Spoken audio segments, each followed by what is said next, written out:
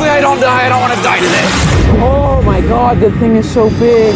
Okay, all right. Carl, the sharks are like twice your size. I'm good on sharks. I'm good. But that was nothing compared to our second most dangerous spot, which just so happens to be in the middle of the Amazon rainforest, the beauty of which can only be paralleled by its danger.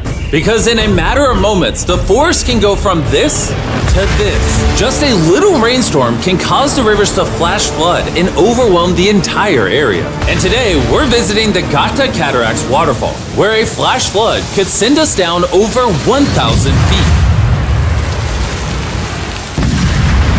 to our watery grave. And to join me on this cloudy day, brought these guys. You'll remember Hayes, he spent 70 days in the wilderness, and Bailey spent 100 days trapped together in a cube. What we're about to do seems more up his alley. They said the chance of death is low.